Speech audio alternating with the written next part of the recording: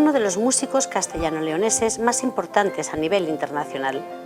Ha recorrido ciudades de todo el mundo ofreciendo a través del teclado un repertorio de música clásica que une elementos antiguos y partituras renovadas.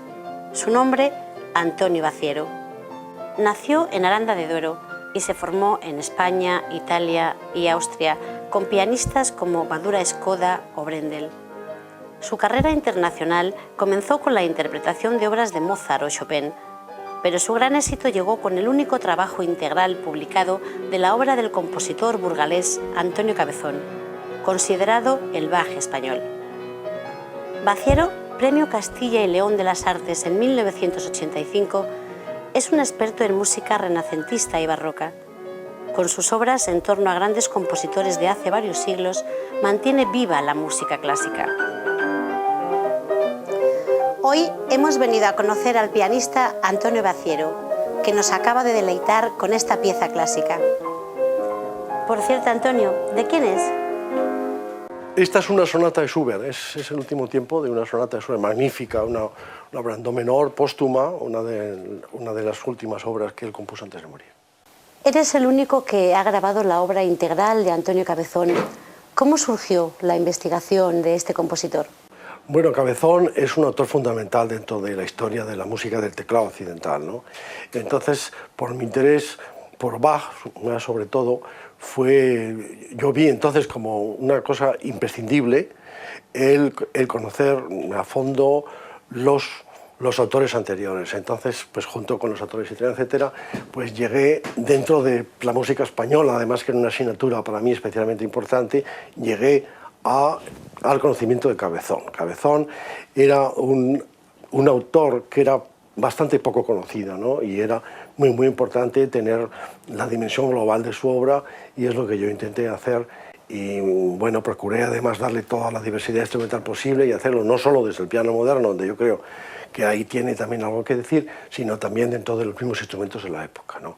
Que además coincide con la época en que yo tuve tanto interés por los instrumentos antiguos, etc. O sea, Cabezón fue un poco como una asignatura global con la que yo amplié lo que era mi repertorio general de entonces, ¿no? Al descubrir a Antonio Cabezón, ¿qué te fascinó de él? ¿Qué le diferencia de otros músicos? Es un autor con una enorme personalidad y con una impronta castellana, sobre todo, muy fuerte, porque representa todo este mundo humanístico de la España del siglo XVI, ¿no? Y bueno, ahí está dicho ya mucho, pero luego es un autor que realmente representa también la transición desde muchos materiales y muchas formas que venían desde la Edad Media hasta a un mundo moderno, un mundo que es ya digamos el origen del barroco, ¿no? Entonces, si se considera el primer peldaño de la música barroca, no solo de la música barroca en España, sino de Europa, puesto que fue el primero que dio con un tipo de fórmulas realistas dentro del campo del teclado, y se le puede considerar el padre de la técnica del teclado moderno. Fernando Remacha, compositor, y Santiago Kastner, musicólogo, influyeron en tu visión sobre Cabezón. ¿Qué te aportaron? Pues sí, aportaron cosas muy fundamentales, porque realmente Remacha fue este gran maestro navarro de la generación del 27, pues fue el que me llamó la atención sobre él, ¿no? Y me suministró algunas partituras de las que él tenía en su propia biblioteca, ¿no? Y por otra parte, Kastner fue una conexión fabulosa que yo tuve, porque era quien se había ocupado más, hasta ese momento, quien se había ocupado más de Cabezón. Y entonces fueron un poco los dos pivotes que a mí me gusta siempre nombrar como muy relacionados con toda aquella gran obsesión mía de realmente profundizar en ese autor español que yo he estimado siempre que era muy importante. Estamos en los aniversarios de Cabezón, Schumann y Chopin. ¿Cómo han influido en ti? Bueno, son unos autores fundamentales. Chopin, desde luego, es el autor más fascinante que hay en el mundo del teclado, y es es un personaje al que yo me he inclinado siempre muchísimo y me dedico mucho a la música Chopin.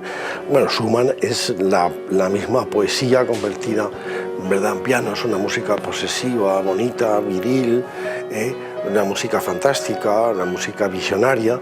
Y por otra parte Cabezón reúne un poco algo de estos dos también, pero dentro de su época y dentro de su mundo. Cabezón es sobre todo la esencia de un momento histórico, de un momento también del teclado, en el que representa de una manera muy directa y muy importante el mundo español, ¿no? Entonces, esos tres autores siempre, pues este año por supuesto con más intensidad, pero siempre han supuesto para mí un motivo de trabajo y un motivo incluso de obsesión de conocer más de ellos y de estudiar más sobre ellos, ¿no?